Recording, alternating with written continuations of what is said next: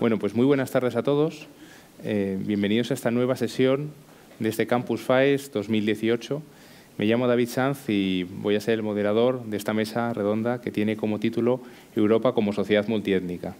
He visto el programa del Campus FAES y la verdad es que todas las sesiones son bastante interesantes, pero yo creo que esta es de las más interesantes, si no la más interesante. ¿Y por qué digo esto? Realmente, si habéis seguido la prensa la semana pasada, aparte de hablar del Mundial y bueno, pues de política nacional, pues claramente el tema más candente ha sido la reunión que ha habido en el Consejo Europeo en relación a la inmigración y a los refugiados y al acuerdo de mínimos que se ha intentado lograr y hemos visto a nuestros políticos europeos, bueno, pues sudando la camiseta, por así decirlo, buscando una solución a qué hacer con todas esas riadas de personas que llegan a nuestras costas, ¿no? Y realmente todos los políticos, realmente ellos luego tienen que dar cuentas a su electorado nacional, o sea que también ellos, pues en ese sentido, es un tema muy complicado, ¿no?, para ellos. Sin embargo, yo creo que a mi juicio es equivocado pensar que la inmigración es en sí mismo un problema. Yo creo que la cuestión central a la que nos enfrentamos es más bien la percepción de muchos europeos de que el volumen de población no europea procedente de países en desarrollo ha crecido por encima de lo razonable. Es decir, yo creo que esa es una percepción que tienen un porcentaje de la población tradicionalmente europea, ¿no? Y por lo tanto, pues el hecho de que vengan inmigrantes, por así decirlo, como acentuar pues ese conflicto, ¿no? Entonces, por ello, en el fondo lo que subyace en este debate, en el debate social hoy, es el rechazo, la resistencia de muchos a vivir en una sociedad cada vez más multiétnica. Entonces, en el debate actual existe una tentación que es pensar que Europa, hasta hace 2 generaciones, era una sociedad homogénea, étnicamente homogénea, pero no es verdad. En Europa ha habido desde siempre pues muchas etnias conviviendo en unas condiciones pues más o menos pacíficas, bueno, no siempre, pero entonces lo que está pasando ahora, lo novedoso de las 2 últimas generaciones, es que han llegado muchos grupos étnicos que quizás no tienen mucha relación con Europa, es decir, con la historia reciente de Europa, por así decirlo, ¿no? Y esto es lo que yo creo que suscita más debate. Bueno, en todo caso, esta sociedad multiétnica crea muchos desafíos de integración, seguridad, de calidad democrática, y el objeto de esta mesa redonda va a ser reflexionar sobre todos ellos y buscar maneras de abordarlos, ¿no?, estos problemas. Entonces, para ello nos acompañan tres expertos. Pues tenemos a Beth Erin-Jones, a mi derecha, está Alberto Migardi, a la derecha de Beth, y al extremo está Lourdes López Nieto. Entonces, ahora voy a pasar a presentarles. Vais a ver que son personas, bueno, pues que pueden aportar mucho a esta cuestión. Después harán pues una intervención breve de 15 minutos cada uno de ellos. Haremos alguna pregunta entre nosotros y luego daremos paso a lo más importante, que es la interacción entre vosotros y los ponentes, ¿no? Bien, bueno, pues en relación a Beth Erin-Jones, Beth es doctora en teoría política por la Universidad Autónoma de Madrid. Ella es estadounidense, pero ya es española de adopción, por lo que hemos comentado. Entonces tiene una tesis doctoral que se titula ¿Does Spain have an immigrant integration policy, membership, citizenship and immigration policy in democracy? Asimismo, Beth ha cursado el máster en Estudios de América Latina en la Universidad de Chicago y la licenciatura en Español, Estudios Internacionales y Ciencia Política en la Universidad Estatal de Ohio. Beth está especializada en estudios sobre migración, especialmente ha trabajado sobre ha hecho estudios sobre modelos comparados de integración europeos, ciudadanía y participación democrática. Y recientemente ha publicado en Cuadernos FAES un artículo titulado Immigration and Citizenship in Spain. A su derecha está Alberto Migardi. Alberto es director general del Instituto Bruno Leoni, que, como muchos sabréis, es un think tank italiano de pensamiento liberal. Es profesor de pensamiento político en la Universidad IULM de Milán y académico presidencial en teoría política en la Champaign University. Además, es profesor asociado en el Cato Institute y escribe regularmente en la prensa italiana y también tiene una labor editorial importante puesto que ha traducido pues, una obra de Antonio Rosmini al inglés, y luego también ha realizado ediciones críticas al italiano de autores destacados como Thomas Hodgkin, Herbert Spencer o Vilfredo Pareto. Y actualmente, pues, bueno, este año ha publicado un libro. Bueno, lo publicó en Italia hace unos años, La interesancia del dinero, y ha sido traducido al español por Unión Editorial, ¿no? Bueno, y finalmente nos acompaña Lourdes López Nieto. Ella es doctora en Ciencia Política por la Universidad Complutense de Madrid y profesora de Ciencia Política y Administración en la Universidad Complutense de Madrid, y también es profesora de Ciencia Política en la Facultad de Ciencias Sociales, Ciencias Políticas y Sociología de la Universidad Nacional de Educación a Distancia. Su labor investigadora se ha desarrollado en el campo de los sistemas electorales, los partidos y las élites políticas españolas y su perspectiva comparada europea. Entre algunas obras que tiene es Estructura y evolución electoral del Partido Conservador de Alianza Popular, del 76 al 82, Comportamiento político y sociología electoral, Catecismos políticos en la Constitución de 1812, entre otras contribuciones. Bueno, pues sin más, doy la palabra a Beth, que nos va, bueno, pues a explicar bueno, pues su posición o algunas ideas sobre esta cuestión de la sociedad multiétnica. Muchas gracias. Vale. Hola, buenas tardes. Sobre todo, bueno, antes de todo quería agradecer la invitación de venir aquí a hablar. Voy a hablar brevemente de lo que es la ciudadanía y la integración del inmigrante dentro de lo que es una sociedad democrática y liberal, con un enfoque en lo que es la integración en España. Bueno, ya sabemos todo lo que ha sido el cambio que ha hecho España desde, básicamente, el incremento más el mayor ha sido de 2000 a 2007. En 2000 teníamos un 2,3% de migrantes, en 2007 10,4% y ahora estamos más o menos en 11%. Hay otros 2 millones también que están nacionalizados. Bueno, la respuesta del gobierno al principio fue amnistía, también un mayor control a las fronteras. Antes de empezar, sobre todo, porque se habla muchísimo de lo que es la integración, me gustaría definirlo. Tiene 6 puntos, básicamente. El primer punto son los accesos a los servicios, los beneficios sociales. El segundo sería lo que es la responsabilidad del migrante, como los impuestos, acceso a ayudas adicionales, también la movilidad dentro de la sociedad apoyada por el derecho a asociación y también expresión. También una forma de involucrarse políticamente, y que sea o indirecta, consultativo, ¿no? O el sufragio directo. Y el último sería lo que es la nacionalización, el acceso a ello después de que se ha establecido como un inmigrante permanente. Antes de seguir, hay una idea que es el two-way street, ¿no? Bueno, lo que es la public policy, ¿no? La política pública de España, se habla mucho de lo que es la interculturalidad, ¿no? La multiculturalidad últimamente no tiene tan buena fama como antes, pero entre los dos no hay muchísima diferencia, porque los dos lo que representan es esta idea de two-way street, ¿no? Hay dos lados, la sociedad, lo que es la sociedad acogedora, y los inmigrantes, ¿no? Los inmigrantes se supone que ellos pueden practicar todo lo que son sus manifestaciones culturales en privado, en público, mientras que ellos aceptan las normas de lo que es la sociedad democrática liberal acogedora, ¿no? Que la estamos acogiendo. Y, por otra parte, también la sociedad también tiene la responsabilidad de adaptarse a lo que es el flujo migratorio dentro de sus fronteras e intentar llegar a un trato igualitario con ellos también. España, la pregunta es si tiene una política de integración del inmigrante, ¿sí o no? Sí lo tiene on paper, diría yo, sobre papel, lo tiene bastante bien puesto, todos los puntos existen. Luego, a momento de la implementación, es bastante más reactiva, puede ser eficaz porque no llega a todos. Depende mucho de las ONGs, las asociaciones de inmigrantes, que en parte está bien porque ellos reaccionan a las necesidades de todas las comunidades, los locales, las comunidades autónomas. Pero por otra parte también no llega a todos porque hay muchos grupos de inmigrantes que son muy involucrados en esas asociaciones y otros que sencillamente no. Entonces, depender de las asociaciones y las ONGs hace que sí que los puntos de la integración existen y la gente que lo hace día a día, pues existe, ¿no? Pero no llegan a todos.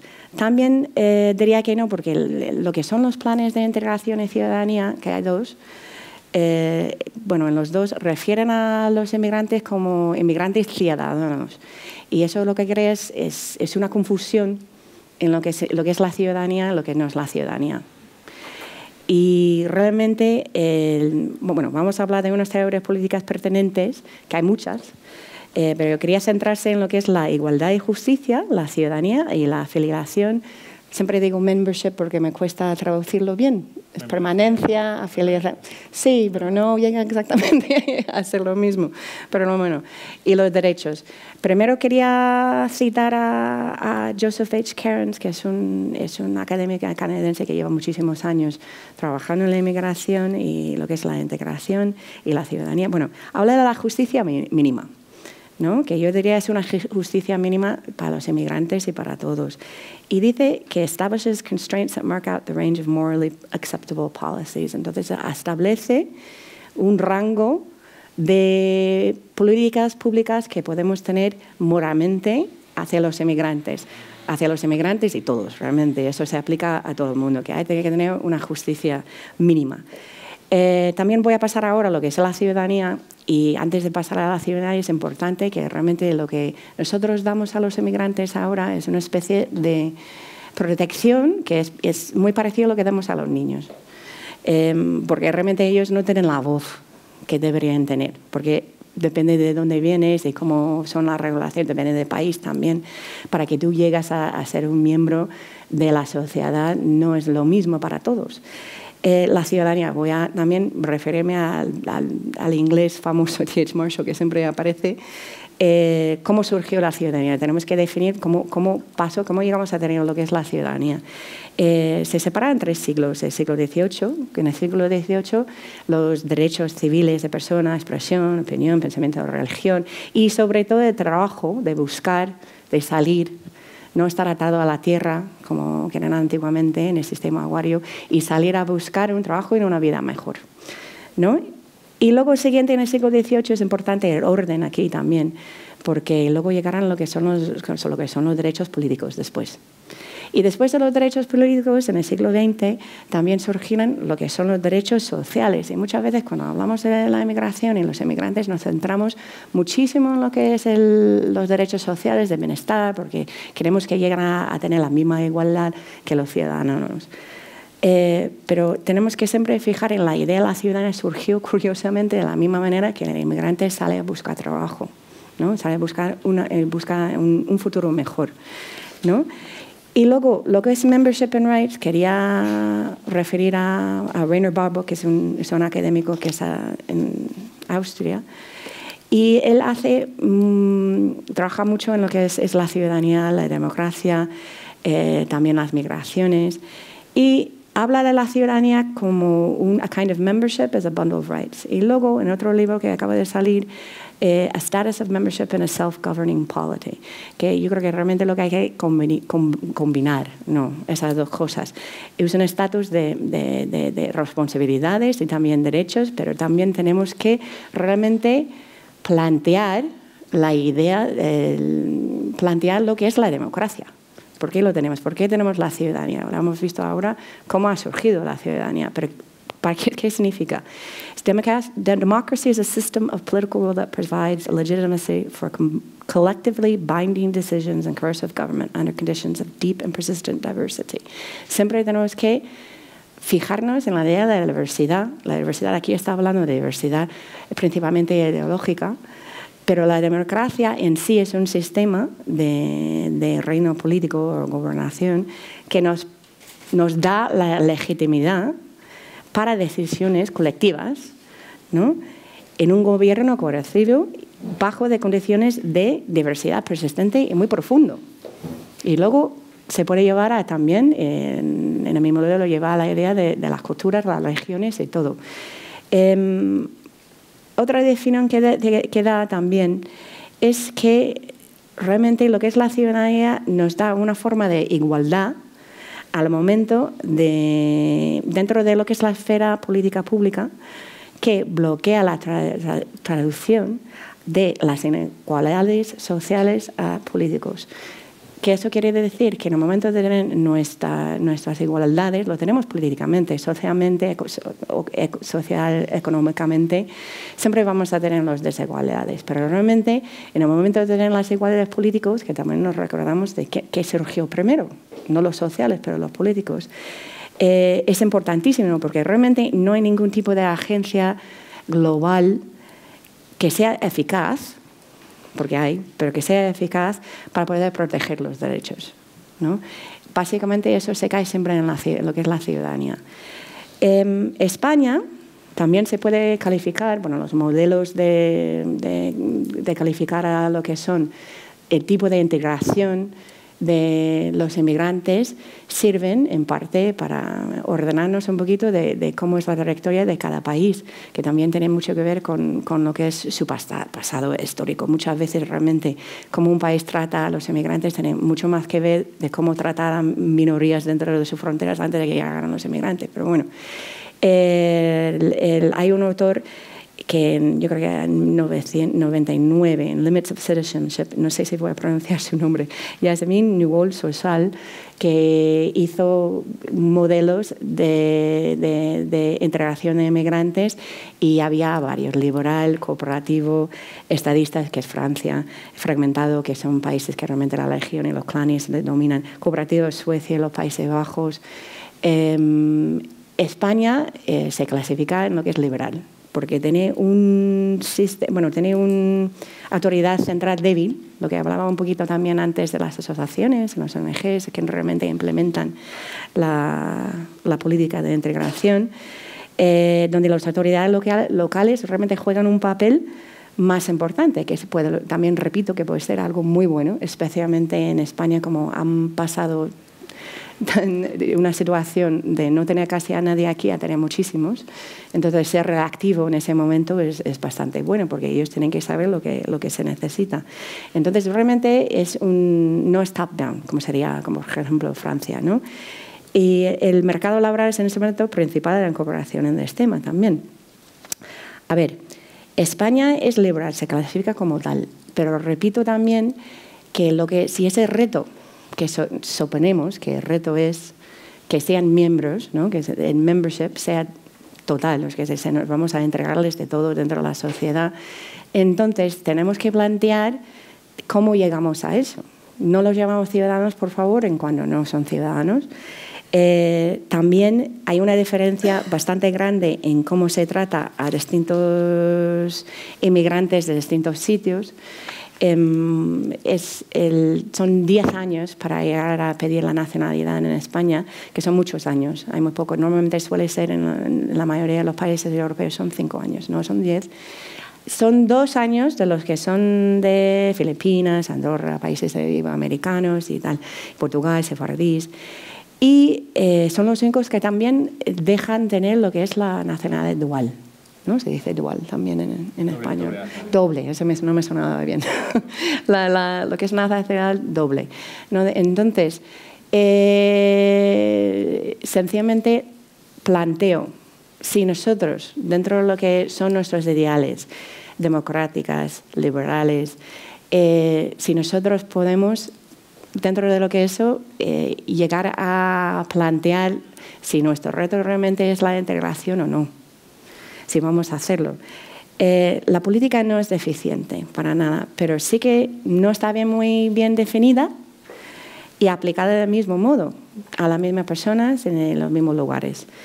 Y su alcance de implementación sí que se resulta deficiente muchas veces. Y os voy a dejar con una pregunta. ¿Puede la integración en su forma más pura representar la plena afiliación encarnada a través de un casi auténtica ciudadanía mal definida y sin plena representación? Y os dejo con la preguntita. Muchas gracias. Buenas tardes. Y yo agradezco muchísimo esta invitación. El tema es extraordinariamente actual. pero primeramente les pido perdón, porque como puede escuchar, yo hablo español como un perro alemán. Y voy a hacer muchísima violencia a vuestro magnífico idioma en los próximos minutos. Y por esto voy a leer un poquito alguna observación muy sencilla y un poquito impresionista, excusándome por la falta de homogeneidad. Y voy a hablar, por supuesto, mucho de Italia, porque Italia es ahora, como siempre fue en 1920, la vanguardia de las degeneraciones de la democracia. Yo empezaría con una anécdota. Desde hace algunas semanas me rompí el pie corriendo y como forma de tortura personal, ahora en lugar de correr voy a un gimnasio que está muy cerca de mi piso. Es importante especificar que mi piso está en el barrio chino de Milán y el gimnasio es muy multiétnico, ¿verdad? Tenemos chinos, indianos y africanos también. El otro día en el gimnasio escuché a tres damas de mediana edad, burguesas, normales, y que estaban diciendo: Salvini tiene razón, nuestro ministro del Interior, nuestros puertos deben permanecer cerrados. Hay una verdadera mafia, y la mafia está en el Vaticano, son aquellos, que significa la Iglesia Católica, que benefician de los inmigrantes. Obviamente, mi gimnasio no es representativo de la opinión pública italiana, pero también en el papel es lo más parecido a las experiencias e ideas de pluralismo y de sociedad multiétnica. Se encuentra en Milán, la ciudad más rica y más segura del país, el único centro importante que ha venido creciendo de manera constante desde hace algunos años. Está en una parte relativamente rica de la ciudad, no en el centro del centro, pero ni siquiera en los suburbios. Se encuentra en una zona de la ciudad con una gran presencia de inmigrantes, pero con modestas protestas, también porque el barrio chino de Milán es antiguo y tiene más de 100 años. Porque incluso en la rica y segura Milano, incluso en su muy seguro barrio chino, Salvini tiene razón. Me limitaría a tres posibilidades, tres tesis. La primera es que la inmigración verdaderamente ha excedido los niveles de vigilancia. No sé qué lo significa verdaderamente nivel de vigilancia, pero creo que quienes proponen esta tesis quieren argumentar que los inmigrantes son demasiados en comparación con el país al que llegan. Demasiados en el sentido de que ese país ya está muy densamente poblado, como Italia, y demasiados en el sentido de que el mercado laboral de ese país no puede absorberlos. La segunda posibilidad es que la inmigración no es un problema por sí misma, en sí, pero creo que esto es un buen idioma español, es la prueba del algodón de otros problemas. Creo que no es controvertido, al menos aquí, que los países europeos tengan un estado del bienestar muy generoso. El gasto en seguridad social es aproximadamente el 20% del PIB en medio. Que muchos países europeos tienen sistemas de educación pública que no parecen adecuados para capacitar y educar a las nuevas generaciones, que algunos países europeos tienen un problema serio con la primera función del Estado, a saber, la protección del orden público, la defensa de las personas y la propiedad, especialmente en las grandes áreas urbanas. Y la tercera posibilidad es que esta creciente protesta contra la inmigración y la sociedad multiétnicas es una cuestión esencialmente ligada a las percepciones de las personas, tales como ventilación en contra de una nueva amenaza, los inmigrantes, un resentimiento que se debe a otras razones. Por encima de todo, frustración por las dificultades económicas que son el resultado del largo periodo de la crisis financiera. La primera es la explicación que atrae a los populistas de derecha: no hay más espacio. La tercera es la explicación que atrae a los populistas izquierdistas: la gente está enojada con los inmigrantes debido a la austeridad. Y la explicación intermedia es la explicación liberal, si quieres, y es la menos frecuentada por los líderes políticos, porque requeriría una agenda de reformas, un programa de cosas para mejorar, independientemente de la gestión del problema de inmigración. Para la explicación 1, la de derecha, la sociedad multiétnica ahora es inaceptable. Hay demasiados migrantes. Nadie ha propuesto seriamente de reducir la tasa de diversidad, disculpe el término, de nuestras sociedades, es decir, enviar a vuelta a casa a las personas que han vivido acá durante años y que se han integrado.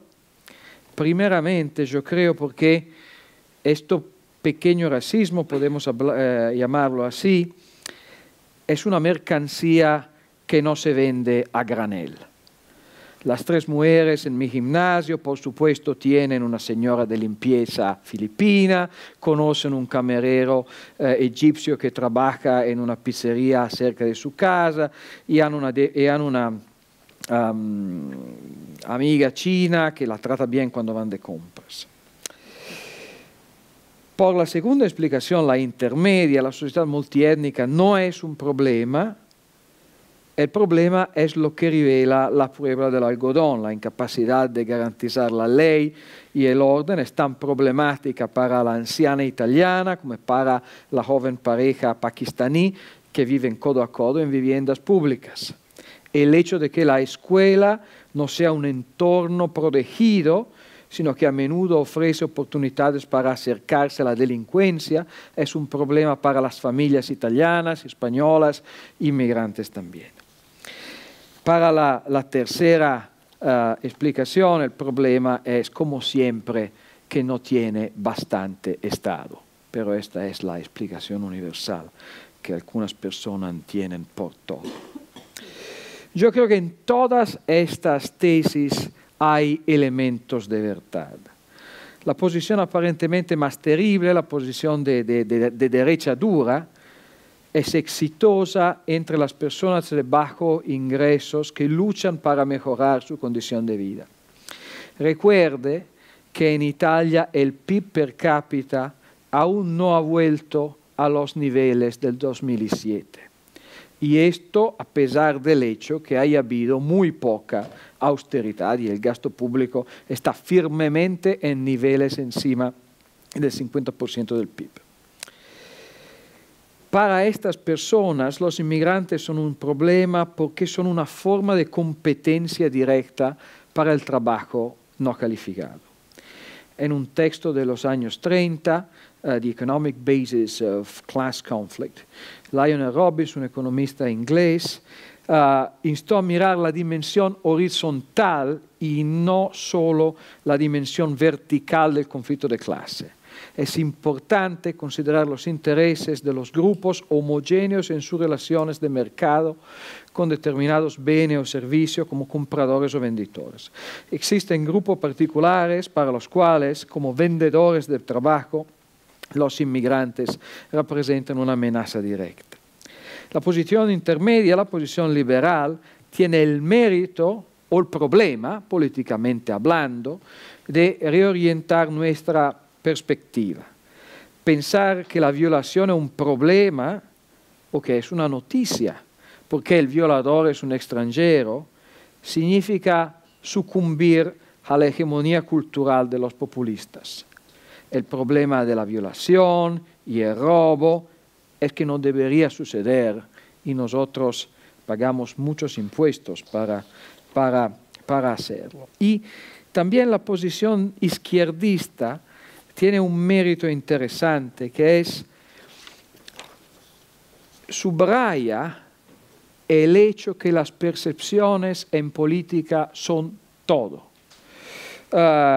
Los incentivos son tales que las personas son llevadas a ser superficiales. Las tres damas del gimnasio, cuando tienen que comprar servicios de otras personas, no son racistas a priori.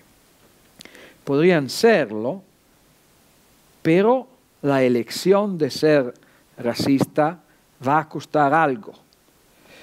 Si decido no ir a una pizzería en la que trabajan camareros egipcios, en Milán probablemente no voy a comer una pizza nunca más.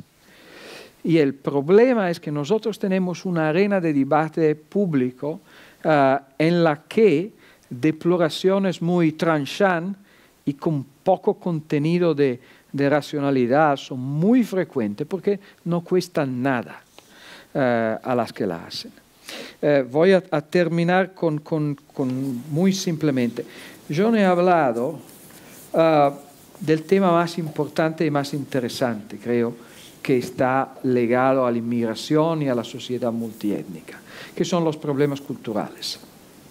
En su libro Sumisión, si lo leíste, Houellebecq imagina una especie de imperialismo blando, una conquista de Europa,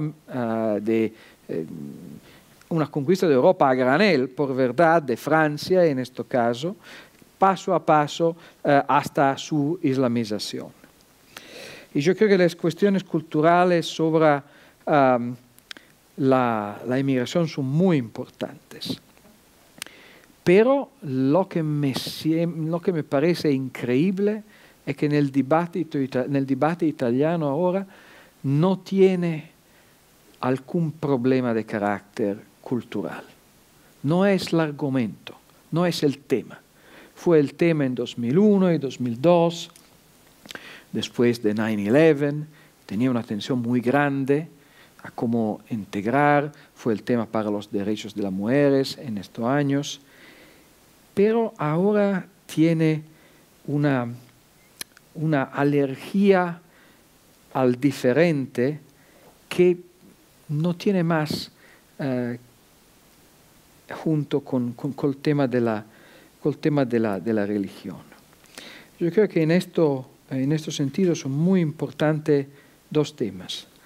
El primero es la decristianización, no sé si es una palabra española, la decristianización de Italia. Los valores de la Ilustración siempre han sido propiedad de una pequeña élite, pero en ausencia de un vocabulario que es el vocabulario que el cristianismo ofrecía, las clases populares ahora siguen sin inhibiciones en declarar su odio y problema para cualquier persona que la molesta. Y creo que es un tema que las élites, los ateos, los cultivados, no van a considerar propiamente, pero tenemos que pensar que lamentablemente Chesterton tenía razón. Cuando ya no creemos en Dios, terminamos creyéndolo todo.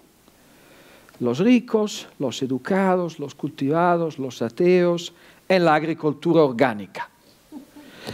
Y los pobres en las tramas de Soros para suplantar a la mayoría blanca en Europa. Y esto es un problema más grande. Y el segundo problema, voy a terminar con esto, es que ¿dónde va a fracasar las ilusiones. En italiano los llamamos soberanistas. Verdaderamente esta es una forma de nacionalismo de nuevo. Pero la ilusión que están cultivando se puede decir así: vamos a cerrar los puertos, vamos a controlar los migrantes, pero vamos a tener la libertad perfecta para todos los otros. Y en verdad el Estado es un monstruo frío que vive de papeles celados, códigos, autorizaciones, números de referencia.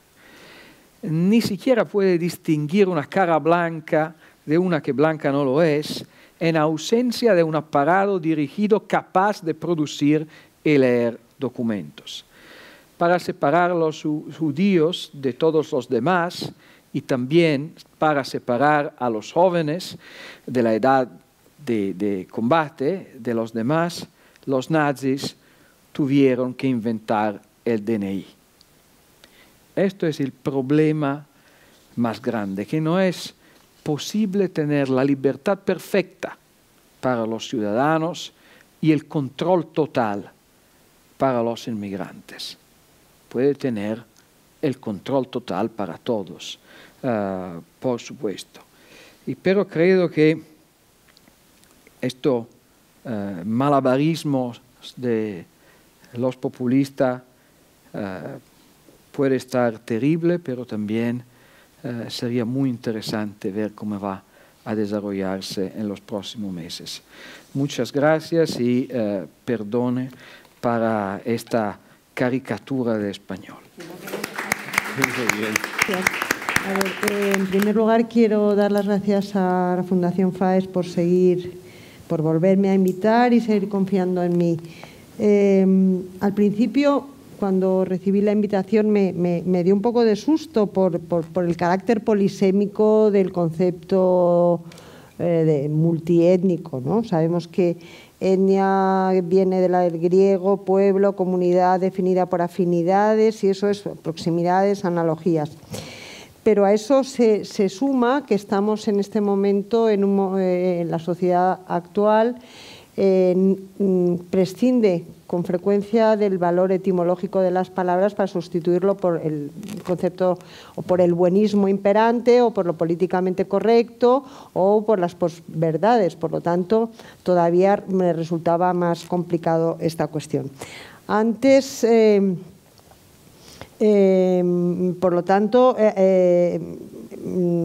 los asuntos que he venido estudiando yo en los últimos 4 décadas, pues también se alejaban básicamente de estas cuestiones. No quiere decir ello que no me haya ocupado de esta cuestión, en concreto de la inmigración, especialmente hace como 12 años de este asunto, ya que,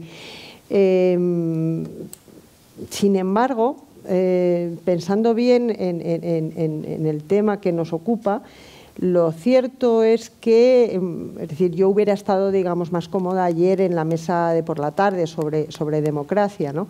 Sin embargo, pensando en estas cuestiones y desde que, bueno, he venido preparando esta intervención, me he dado cuenta que al final el problema, no sé lo que se dijo ayer porque no me ha dado tiempo a ver el vídeo de la mesa de ayer, pero creo que sigue el problema de la sociedad multiétnica, tiene que ver muchísimo con la crisis de la democracia.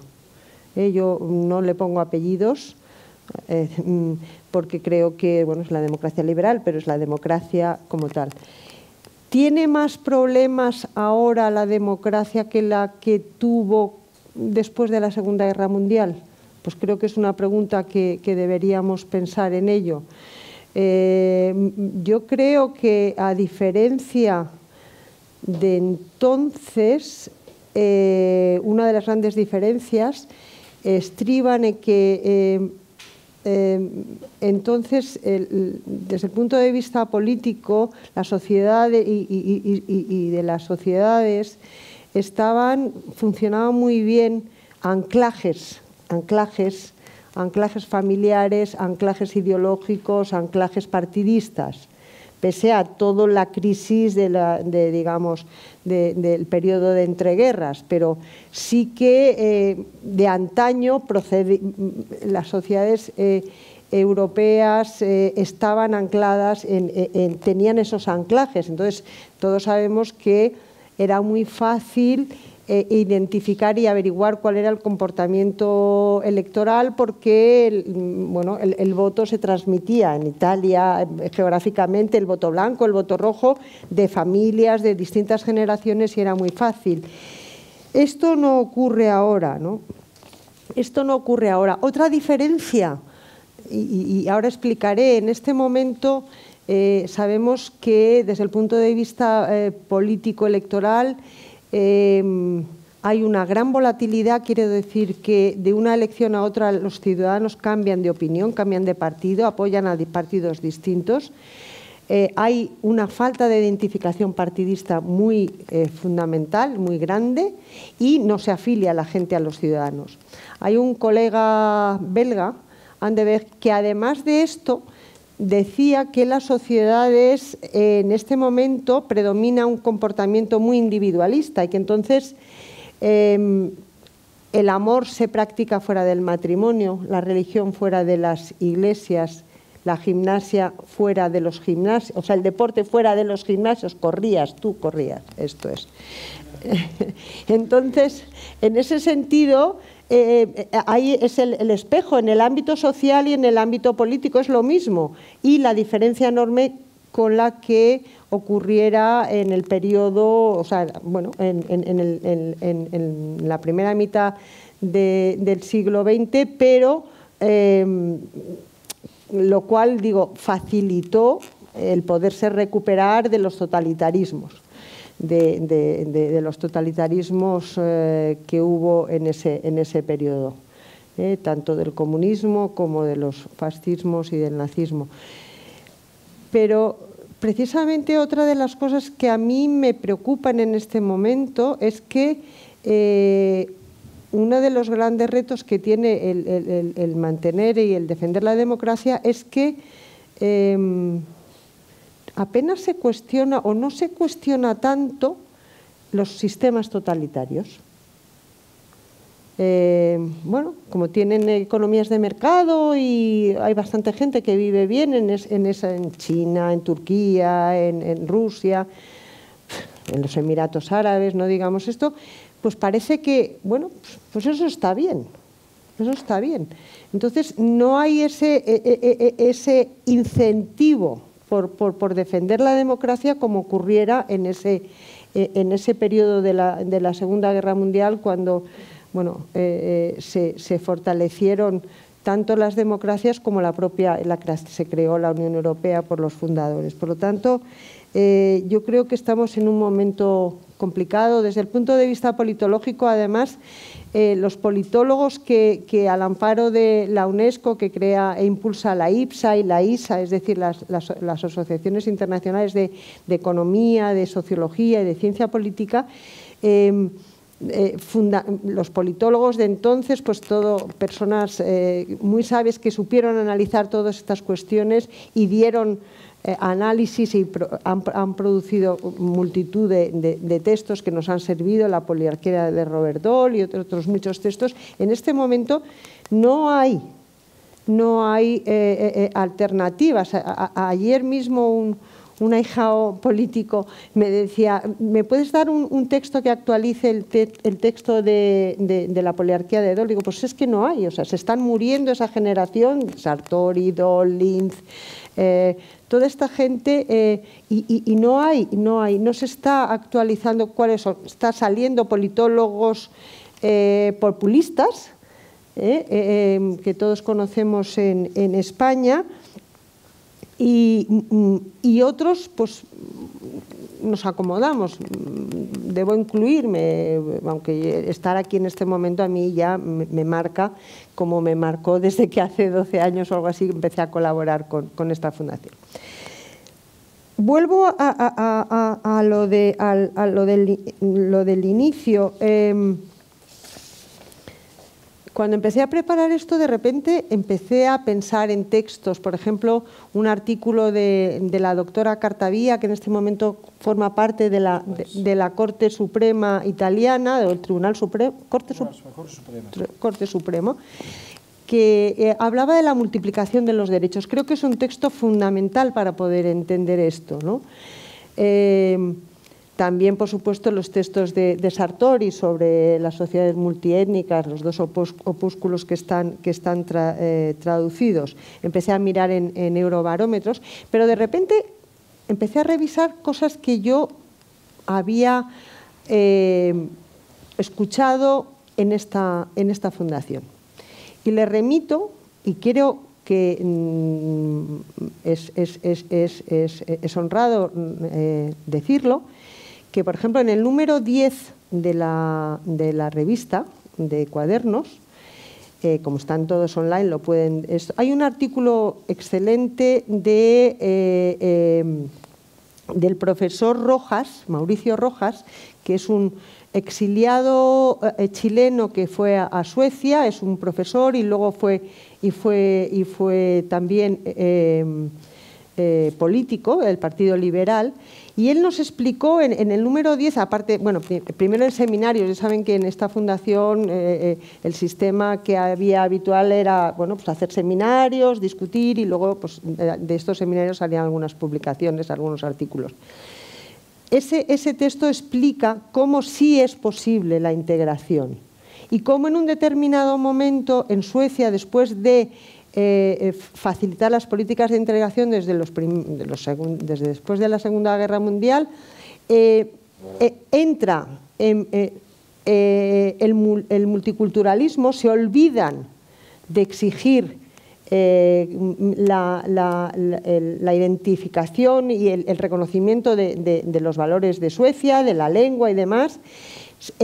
Coincide una crisis en los años 90 y entonces ya se monta un follón espantoso, pero luego precisamente el Partido Liberal a principios de 2000 del año del nuevo siglo, cuando dice, bueno, para dar la nacionalidad hay que exigir el sueco, pues al final, y además otra de las cuestiones que propone ese partido era, por ejemplo, que había que si se recibía un subsidio había que trabajar, cosa que Clinton hace, pero que también en España está prohibido.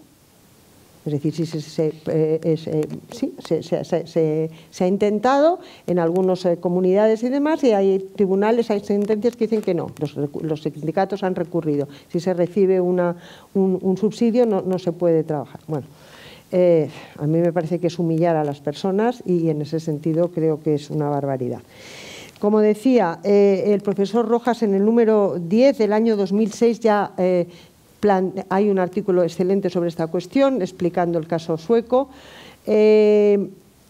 Publican un libro sobre el libro de Sowell sobre la discriminación positiva. Eso se traduce por FAES en el año 2006, que es un magnífico libro y que tiene mucho que ver precisamente con el origen. Tú eres americana y sabes que eso se extiende allí, aunque bueno, se ha aplicado en Indonesia, en Nigeria y en otros muchos países, y ha generado muchas disfunciones. Es decir, es el momento que es un poco, yo creo, tiene que ver con el origen, luego la extensión del multiculturalismo, ¿no? Es decir, discriminemos, pues te dan puntos extras por ser de una raza o tener una discapacidad, etcétera, etcétera. Pero luego también en el año 2010, en el número 26 de la revista, hay sendos artículos de Javier Zarzalejos y de Javier Laschetti, uno explicando la situación de la inmigración en España con las recetas liberales sobre la integración, y otro de Javier Zarzalejos, donde hablando de las cuestiones nacionalistas e identitarias, también saca a relucir, pues eso, cómo el laicismo lo que se ampara para, digamos, criticar a los católicos que representan todo esto. Por lo tanto, sí que quería quería recordar estas cuestiones, puesto que en esta casa, en la casa esta que patrocina este curso, pues siempre lleva mucho tiempo ocupándose y preocupándose por estas cuestiones y desgraciadamente pues cada día estamos más complicados.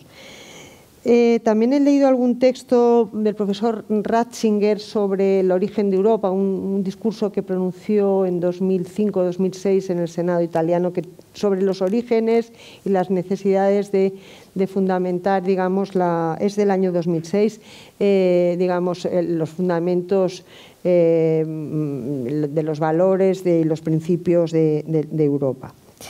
También he mirado los eurobarómetros. Los eurobarómetros que realmente pues, apoyan esta tesis de ese planteamiento de que realmente el problema de Europa hoy tiene que ver con la democracia.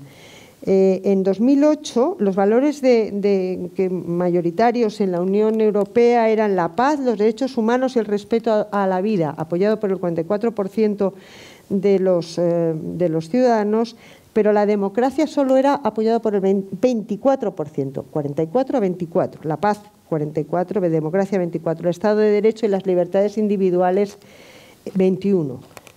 Con esto lo que nos damos cuenta es que efectivamente la situación es bastante complicada y sobre todo que es un problema de democracia. Yo creo que el artículo de la profesora Cartavia y la tesis también de Sartori sobre estas cuestiones es el multiculturalismo está asociado y es creado junto con la discriminación positiva por las izquierdas o por los socialdemócratas de todos los partidos, los gobiernos socialdemócratas de todos los partidos, porque esto se ha extendido y no todos eran, digamos, formalmente socialdemócratas, pero sí de comportamientos o de aceptar y sustituir a los proletarios por las minorías nuevas. Las minorías nuevas, bien sean de sexo, bien sean de etnia, bien sean de cualquier razón. Ellos han contribuido a producir estos rasgos a los que me refería antes. Debo decir, hay una cosita pequeña, el buenismo, el concepto buenista también se inventa, surge de reuniones de FAES y hay alguna publicación. En ese sentido, creo que quienes defendemos la democracia basada en la libertad de las personas individuales y en la igualdad de oportunidades, es necesario recuperar, nos preguntaba el moderador, a quien quiero agradecer también que nos hiciera algunas, digamos, preguntas para poder, sobre las que centrar la intervención. Yo creo que sí, preguntaba si es necesaria una cultura hegemónica para la integración, yo creo que sí. ¿Es inevitable que se imponga? Pues yo creo que sí, que si queremos, pero es una cultura hegemónica democrática, basada en la libertad de las personas como premisa fundamental. De hecho, no soy muy optimista, pero sí que creo que se están revirtiendo algunas políticas. En países nórdicos se están revirtiendo, pues, por ejemplo, el autorizar que puedan ir con las caras tapadas las mujeres. Se está revirtiendo, bueno, Macron hace poco, saben que habló con la conferencia episcopal francesa pidiendo, digamos, diciendo que habían metido un poco la pata, que se habían pasado con el laicismo. Y yo creo que de alguna manera no solo estas vueltas o reversión de algunas políticas multiculturalistas están produciéndose por la presión de los partidos, de las demandas de los partidos populistas, sino también porque se dan cuenta que no sirve para nada o que genera disfunciones, no es que no sirvan para nada, sino que generan disfunciones, ¿no? Sin embargo, bueno, los europeos están divididos, o sea, la fractura en Europa es perfectamente dividida y voy a hacer un pequeño inciso para aligerar un poquito. Saben, yo soy futbolera y estos días en el Mundial han visto dos posiciones distintas, como ha sido la acusación a aquel jugador sueco, que han amenazado a toda su familia porque produjo la falta con la que se eliminó a Suecia o algo así. No, Suecia no, porque Suecia juega hoy, ¿no? No, el jugador era un sueco al que acusaron han amenazado a la familia porque había producido una falta muy importante. Pero y luego a un suizo que de origen me parece que era albanés o algo así, que después de meter el gol hizo el símbolo del águila de su escudo, ¿no? Bueno, estas cuestiones salen hasta en el fútbol, sí, ha habido también. Y la FIFA le ha multado por hacer esa intervención. Sí. No. Sí. Yo tengo que tener affirmative action porque yo soy parte de una minoría muy pequeña que son hombres heterosexuales italianos que no quieren sobre el fútbol. Ah, que no os gusta el fútbol. Que no os gusta el fútbol. Una minoría muy pequeña. Bueno. Otra cuestión que nos planteaba el moderador: ¿el Estado puede ser un agente neutral o tiene que posicionarse? Hombre, todos sabemos que los Estados, los gobiernos nacionales son intervencionistas, han sido intervencionistas en los últimos 60, 70 años, ¿no? Bueno, han producido discriminaciones positivas pretendiendo ese igualitarismo, de ahí que yo hable de los gobiernos socialdemócratas de todos los partidos, nuevos derechos, por ejemplo, derecho a no vacunar a los niños. Lo que eso genera, y tú lo sabes, en Estados Unidos, bueno, en California han tenido que revertir esta cuestión porque, claro, al final han resurgido un montón de enfermedades infecciosas por mor de que había padres que, porque las vacunas podían producir no sé qué cosa, pues luego contagiaban a los niños. Pero algo parecido podemos hablar de cualquier otro ejemplo. He puesto el ejemplo de las vacunas, pero puedo hablar bueno, pues del aborto, que al principio, digamos, se permitía en un caso y luego pues se fue extendiendo hasta ser la libertad total de estas cuestiones, ¿no? Unos derechos anulan otros derechos o generan otras desigualdades, ¿Por qué? Porque además todo esto, por la izquierda, normalmente nunca va acompañado de obligaciones, que es otro problema que estamos viendo. El estado del bienestar se ha instalado, pero nadie sabe lo que cuesta una operación, los niños no saben cuando van a la escuela cuánto cuesta su plaza escolar, unos 6.000 euros en el caso español. Y al final, bueno, pues tenemos un problema de falta de responsabilidad, entonces generamos derechos y todo es gratis y, bueno, y además todo esto se plantea en una sociedad muy emocional, en una sociedad, lo estamos viendo porque los partidos populistas van a las televisiones con unos medios de comunicación y es la política espectáculo, emocional y accesible a todo el mundo, de tal manera que los ciudadanos al final no respetan, carecen o no respetan ningún tipo de autoritas, ni a los profesores. Yo no doy clase porque estoy en la UNED, pero a mí me cuentan los colegas que están explicando, los estudiantes tienen sus ordenadores. Oiga, profesor, que eso que usted dice no, porque aquí Wikipedia dice no sé qué. Y entonces esto. Pero lo mismo pasa con el ciudadano el paciente que va al médico y le dice, mire, me duele aquí, o sea que tengo esto y usted me tiene que dar esto. Eso pasa cuando no les pegan a ellos o a las enfermeras porque no les recetan lo que les tienen que recetar. Por lo tanto, Yo quiero aquí recordar el papel y las funciones de los partidos siempre desde sus orígenes, tal como han sido definidos desde Schumpeter.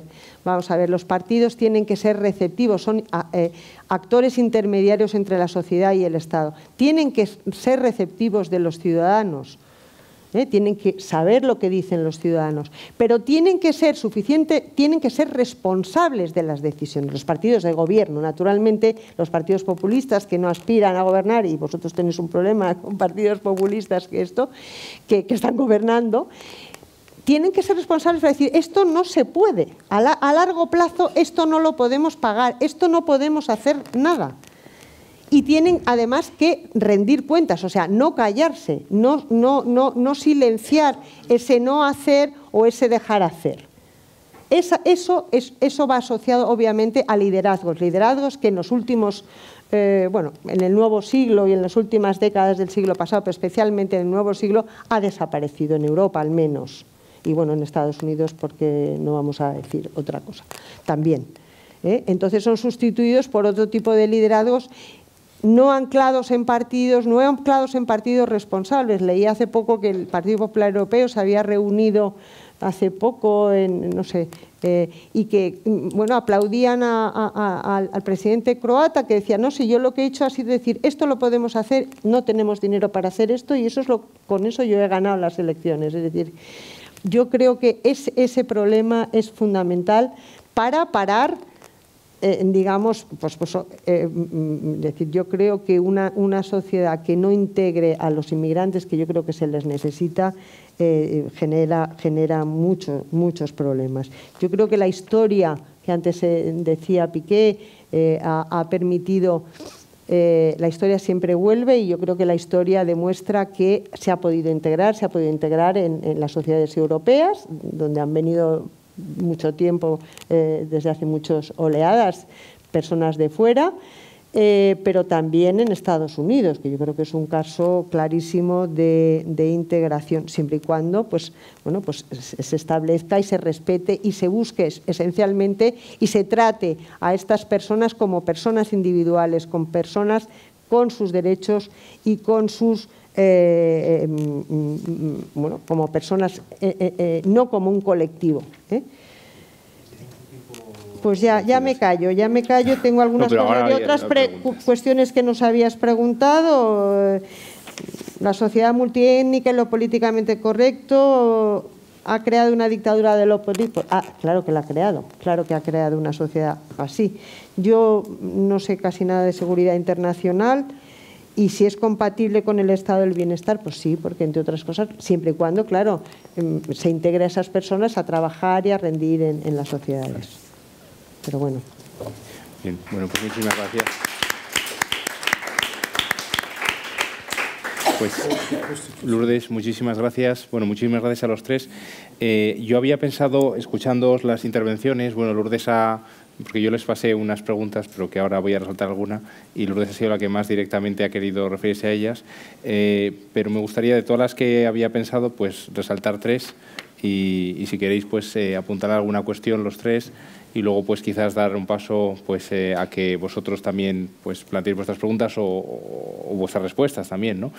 En concreto, Lourdes, por ejemplo, estaba hablando de Giovanni Sartori, y claro, Giovanni Sartori habla en clave liberal, y entonces entiende que la clave de la integración en una sociedad o de la convivencia en una sociedad multiétnica es el respeto recíproco, ¿no? Y de alguna manera la ley sería la gran mediadora, o sea, la ley estaría en medio de la gente, y entonces la cuestión es si es posible que el Estado sea neutral, que Lourdes ya ha dicho que no lo ve. ¿Qué significa neutral? Yo creo que hay un mito en el liberalismo según el cual pues el Estado pues plantea una serie de leyes que de alguna manera no beneficiarían a nadie, y los individuos interactuarían entre ellos. Sin embargo, no es cierto del todo, ¿no? Porque sobre todo en estados tan intervencionistas, que es un poco lo que comentaba Lourdes, donde por ejemplo el Estado tiene que decidir en la sanidad qué tipo de sanidad pues hay que utilizar. Es que tenemos que utilizar acupuntura o tenemos que utilizar medicina alopática o la educación que vemos en los temarios, que hay que estudiar en historia, que estudiamos esto o lo otro, ¿no? Es decir, que metemos una asignatura de educación para la ciudadanía, no, sobre el matrimonio, ¿qué es el matrimonio? O sea, quiero decir que realmente el Estado, cuando legisla, pues al final detrás hay un grupo de personas que de alguna manera representan el sentir de un colectivo más grande y no creo que sea neutral, ¿no? Que pienso que eso es un mito liberal. Entonces, la pregunta sería, bueno, primero, si es verdad que el Estado es neutral o no, que yo creo que no, pero bueno, eso también lo dejo para que lo habléis. Y si no lo es, los inmigrantes y grupos de población no occidentalizados han de adaptarse a esa cultura hegemónica europea, o sea, ese Estado no neutral europeo que tenemos, o es el Estado el que tiene que adaptar algunas cosas, que por ejemplo Beth sí que se ha referido, dice, bueno, pues los inmigrantes también han de adaptarse, pero también el Estado tiene que crear formas de adaptación de los inmigrantes. O sea, yo creo que esto es una gran cuestión, ¿no? Si tenemos que legislar teniendo en cuenta la nueva población o esa tiene que adaptarse. Esa es una primera pregunta que quería plantearos. No sé si queréis hacer un turno rápido de 1 o 2 minutos. El mito liberal del Estado se refiere... O de la ley, yo no quizás. lo veo claro, porque el Estado liberal en teoría es pequeñito. Sí. El problema es que los estados que tenemos ahora son omnipresentes. Efectivamente, sí. Eso es. No sé si queréis, es decir, posicionaros, si efectivamente la minoría tendría que adaptarse o tenemos que nosotros buscar la manera de adaptar a la minoría. Pues yo repetiría lo que acabas de decir, ¿no? Que es una cosa que pasa por las dos partes. También hay que recordar que tenemos minorías étnicas que están ya dentro de nuestro Estado de Nación y luego tenemos lo que siempre pensamos, el us and them, y luego ponemos todos en el mismo saco, los emigrantes, que es lo que son them, ¿no? En lo que es minoría étnica, ¿no? Y muchas veces así es como lo vemos, pero en realidad son muchos tipos de emigrantes y creo que a uno lo que hay que ir es dialogar. Hay un libro muy bueno de José Antonio Rodríguez García de la emigración islámica en España y su problemática jurídica. Y habla precisamente de eso a casos específicos. Yo creo que se puede decir muy bien que vamos a adaptar por los dos lados muy bien y vamos a tener respeto. Pero en este caso, por ejemplo, lo que has dicho, el matrimonio y la poligamía, ¿no? Claro, es un caso, por ejemplo, muy directa, ¿no? Entonces, lo que va es por cada caso y la verdad es lo que jurídicamente llega a básicamente las mismas conclusiones de otro autor, de Bikku Parekh, que hizo el Parekh Report sobre lo que es el Future of Multi-Ethnic Britain. Está en el House of Lords, empezó como economista, pero él hizo un report que es parecido, que no es jurídicamente como basado en lo que es el libro en español, pero llega a las mismas conclusiones en cada estancia. Es más sociólogo porque luego habla de las experiencias de los inmigrantes, lo mezcla y tal. Pero yo creo que realmente hay que ir porque se puede decir muy bien, vale, vamos a ser interculturales o lo que puedes llamarlo multicultural, lo puedes llamar lo que quieras. Pero también hay que definir lo que es la etnia, también, que muchas veces empezamos a pensar en lo que es la etnia y no vemos lo que es la sociedad. Tenemos estructuras de sociedad, la cultura es el contenido, ¿no? Es lo que dice Bikku Parekh, a empezar a hablar de este tema, ¿no? Y luego lo que es la cultura nos da legitimidad a esa sociedad. Entonces, la religión muchas veces se ata a esa cultura, ¿no? Y se confunde. Yo creo que muchas veces se mete a la religión a un lado como si fuera lo mismo que la cultura, que no lo es. Muchas veces lo que da es legitimidad a la cultura. Luego también lo que es la etnia es la idea de la identidad, pero no la identidad que le tenemos en la identidad personal, es cómo nos tratamos entre individuos y como una comunidad. Y si se toma en cuenta qué es lo que significa etnia, qué es lo que significa estas cosas, y también en cada caso ya podemos hablar dentro de lo que son nuestros límites como ciudadanos, como minorías étnicas nacionales, no son nation buildings, como podría ser el País Vasco o Cataluña, son distintos porque son inmigrantes, no están aquí buscando construir una nación. Pero sí que podemos hablar de lo que es la mayoría y las minorías en general, y lo que son los individuos en general, y cómo vamos a interaccionar entre cada uno. Y luego, en cada caso, abrir el diálogo, porque realmente podemos decir que vamos a respetarnos, podemos ir a lo que es el extremo, como es lo que ha pasado en Estados Unidos, con ser tan correcto políticamente que llegas a un punto de que no puedes expresarte de ninguna forma. Eso tampoco es. Pero yo creo que realmente es sentarse y decir que sí que tenemos normas, tenemos individuos que tienen que entender que han entrado de fuera y vamos a llegar hasta aquí. Y muchas veces un tema, por ejemplo, yo creo que pasó en Gran Bretaña que querían enterrar los indios, me parece que eran los indios que querían enterrarlos en el agua, y al final llegaron a un acuerdo. Llegaron a designar una zona donde podían hacerlo, porque para ellos era muy importante.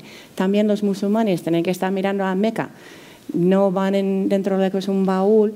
O sea que cada cosa hay que sentarse y pensar dónde están nuestros límites, dónde están nuestras normas. Cada uno, la étnica no es estática tampoco, aunque la etnia cambia a lo largo del tiempo, la etnia tanto como la mayoría como la minoría. Y si podemos ver cada caso, en lugar de tener una idea global de cómo vamos a hacerlo, ¿no? Bueno, se acerta más, ¿no?, a la cuestión. Yo creo que de todas maneras es necesario tener, el profesor Mauricio Rojas hablaba de necesitamos una base de pizza común en Europa, y eso hay que recuperarlo, porque con tanta concesión en ese sentido se ha perdido lo que es la identidad europea, que está defendida básicamente como mínimo por que se sienten tan españoles, digamos, tan europeos como de su nacionalidad. Los eurobarómetros dan como el 50% más o menos, ¿no? Luego hay otros que se sienten más europeos que de sus naciones, pero la mayoría se sienten esto. Yo creo que se necesita recuperar una base mínima, porque todo no se puede aceptar. Por ejemplo, vamos a ver, yo en la UNED examinamos las personas que vienen con pañuelos. Yo tengo, me las llevo a un cuarto de baño, pero yo tengo que mirar si tienen aparatos, porque yo tengo que vigilar que todos. Yo no puedo generar. Ha pasado en los exámenes de selectividad ahora que se ha montado un follón porque a una chica la llevaron al cuarto de baño para ver si tenía algún aparato. Si estás vigilando a los demás, tienen todos derecho a que se les vigile. Si lleva un pañuelo, yo no le puedo vigilar. Lo haces discretamente, lo haces esto. Yo no he tenido problema cuando me he dirigido a ellos, pero hay gente que dice, ay, no lo puedes hacer. ¿Cómo que no lo puedo hacer? Entonces, ¿qué? ¿Estoy discriminando a los otros para favorecer? O sea, por respetar a esta persona, perdón, tengo que tratar, es como si a uno le pongo una nota distinta por no sé qué. Es decir, no es. Un minuto lo del fútbol. No, era el sueco aquel. El sueco aquel que cometió la falta, que metió el gol a Alemania, que luego le eliminaron. Pero como había producido esto y en aquel momento Suecia estaba a punto de que lo eliminaran, amenazaron a su mujer, a sus hijos y a todo. Entonces hubo una declaración allí en Rusia de todo el equipo y de todo el entrenador diciendo que eso no se podía pasar. En la integradora Suecia, pues a este señor que era de origen turco, pues pues digo, dos posiciones distintas. Perdón. Alberto. Tengo 3 puntos. El primero, verdad, la estrategia comunicativa de la izquierda fue la estrategia de la victimización. Tiene dos obras interesantes de un filósofo inglés que se llama Ken Minogue, y Minogue, escribiendo sobre la mente liberal en el sentido anglosajón, en el sentido americano, dijo que el liberalismo en ese sentido es como San Jorge que mató el dragón, pero una vez matado el dragón tiene que procurarse otros dragones todo el tiempo y tiene que crear clases de víctimas en la sociedad, y el políticamente correcto va un poquito junto con esto, porque una de las estrategias de la victimización es que no puede decir algunas palabras, no puede a hablar de algunas cosas. Y esto es un gran problema porque tiene un sentido del políticamente correcto en lo que el políticamente correcto es buena educación. Que cuando va a hablar con alguien, va a discutir sobre lo que dice, no sobre su cara, no sobre su sexo y todo esto. Y ahora estamos viviendo un momento en el que podemos ver un efecto boomerang de todo esto políticamente correcto. Un momento en el que el hecho que algunos líderes dicen cosas terribles es un momento de libertad, es un momento de libertad para las personas. Segundo tema, el tema de la neutralidad del Estado. Sí, yo creo que es un mito que el Estado no puede ser neutral. Es que no. Y creo que tenemos aquí un problema muy profundo que es la idea misma de integración. ¿Cuál es la integración que nosotros desideramos? El modelo francés fue con el colonialismo, fueron en todo el mundo y dijeron a todo el mundo, hay en el mundo exclusivamente una ciudad en la que merezca vivir y es París. Y todo el mundo fue a París. Cuando tiene un Estado que puede implementar un esquema laicista, tiene también un Estado que puede diventar un Estado religioso islamista. Eso es lo que vamos a ver en Turquía ahora. Un Estado muy laicista, de un laicismo violento, ¿verdad? ¿Cuál fue lo de Kemal Atatürk? Ahora es un Estado que está desarrollando un islamismo también violento. Yo creo que el problema es que nosotros verdaderamente no queremos la integración en el sentido de la mezcla. Un filósofo contemporáneo, socialdemócrata, pero muy inteligente, que se llama Michael Ignatieff, publicó el otro año un libro que se intitula The Ordinary Virtues. Y Ignatieff en los años 90 era un izquierdista que desideraba exportar la democracia y tener derechos humanos universales. Y ahora escribió este libro para decir, ninguno cree en derechos humanos universales. No es verdad en Sudáfrica, no es verdad en Serbia, no es verdad en Los Ángeles. Pero lo que necesitamos son virtudes ordinarias, es un mínimo de respeto. Y, por ejemplo, es lo que me parece hacen los chinos, no en el sentido de la China, pero en el sentido de los barrios de las comunidades chinas, que no son integradas, que hablan chino entre chinos, pero que les gusta tener relaciones de carácter comerciales con todo el mundo, ¿no? Y interesa hacer una mezcla de valores, y interesa ser respetado y respetar. Y esto es una idea que expresó, por ejemplo, también Chandra Kukatas en su libro de Liberal Arquipélago, pero es una idea muy complicada porque tiene los niños, por ejemplo, tiene muchos casos en los que es difícil aplicarla, y lo que tiene que hacer en estos casos para mí es tener un buen orden público, la ley que es respetada. Es más importante que alguna idea. Y el tercer punto, y voy a terminar, es que tenemos problemas de public policies también. Por ejemplo, no sé cuál es la situación en España, pero en Italia, para los inmigrantes, el primer momento en lo que son en Italia, pueden acabar a vivir en lo que es, verdad, un campo de concentración en Sicilia, o pueden acabar a vivir en un hotel a 3 estrellas. Es la otra posibilidad. Y en un caso, en el campo de concentración, no lo vemos, no es un problema para la opinión pública. Pero cuando acaban a vivir en un hotel a 3 estrellas, todo el mundo vuelve loco, porque esto es un gasto público muy visible y el dueño del hotel es muy feliz, pero es el solo a ser feliz. Y yo creo que si, por ejemplo, vamos a poner el mismo gasto público en vouchers. ¿Cómo es voucher en español? Buenos...